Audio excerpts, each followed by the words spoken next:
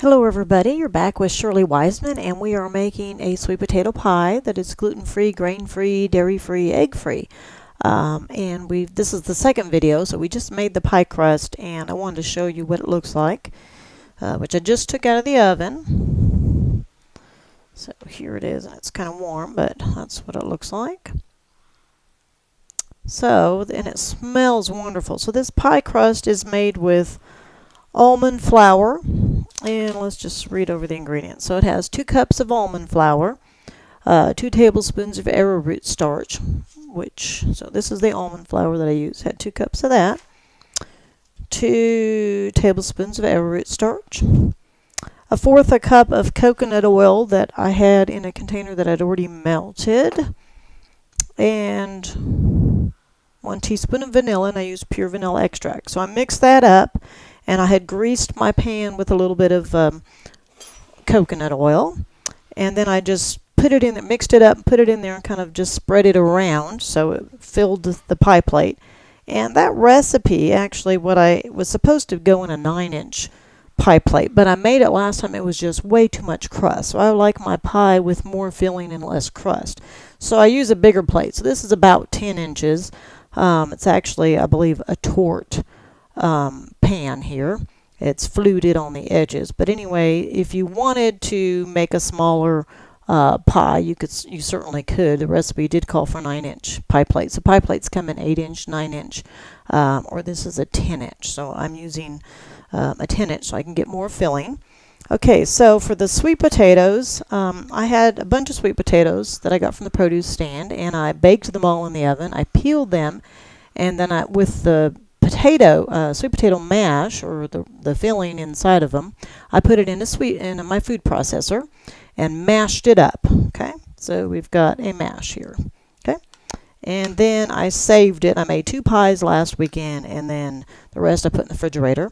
And so the recipe calls for 1.5 cups of sweet potato mash for 1 9-inch pie. I'm doing a 10-inch pie, and I'm doubling my recipe, but I have 4 cups here. So instead of 1.5 cups doubling to 3, I have like 2 doubling to 4. So I have 4 cups of sweet potato mash in here. And you could put less, and we're going to see how this fits in here anyway, so I'm just kind of guessing. If it doesn't quite fit in there, then I might just bake it in a little dish by itself. So for the filling, so we have 4 cups of mashed sweet potatoes, and I have 2 cups of unsweetened almond milk in that. Okay, and I use almond breeze. Use it in my tea. Unsweetened original, so I don't have it vanilla flavored. And then we have 2 tablespoons of the coconut flour. Okay. This coconut flour is very, very dense. It's very high in fiber. You can't really substitute it one-on-one with regular flour. So it's heavy, but it's going to help to bind the sweet potatoes in here.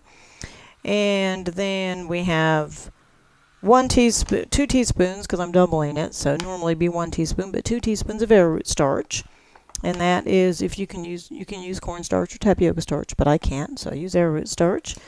And teaspoon of vanilla, and I'm doubling it, so that's 2 teaspoons of vanilla, 2 teaspoons of the arrowroot starch, and I use pure vanilla extract. It called for 1/2 teaspoon of cinnamon, so doubling would be 1 teaspoon, but I actually put 2 because I like it spicy. So I have 2 teaspoons of cinnamon in mine.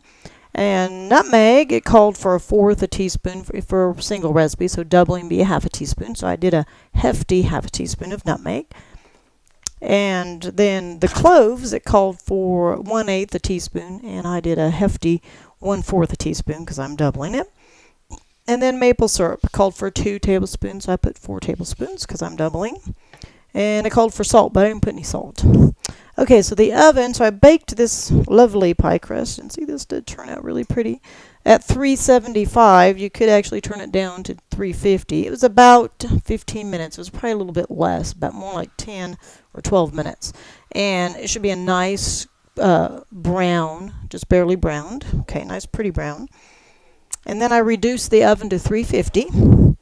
Okay, so now, sorry, I'm left-handed, so it kind of goes backwards. So I'm putting my pie crust, or my filling, into the pie crust. And I think we're going to be pretty good here, even though I did a lot more than it called for.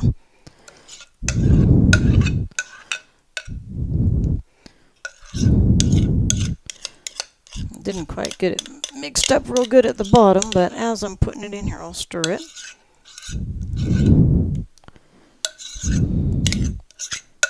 Alright, and this smells good. And I'm saving this for Thanksgiving, taking it with me when I go visit my kids for Thanksgiving. And this is a really delicious pie that everybody can eat, because usually I have a problem, I can't eat the pies.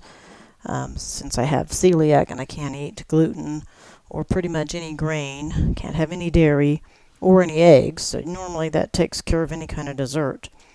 So as you can see, my filling is pretty full here, a little bit fuller than my crust, because I had just a single crust recipe, but I prefer, it will shrink a little bit, the filling, so I prefer more filling than crust.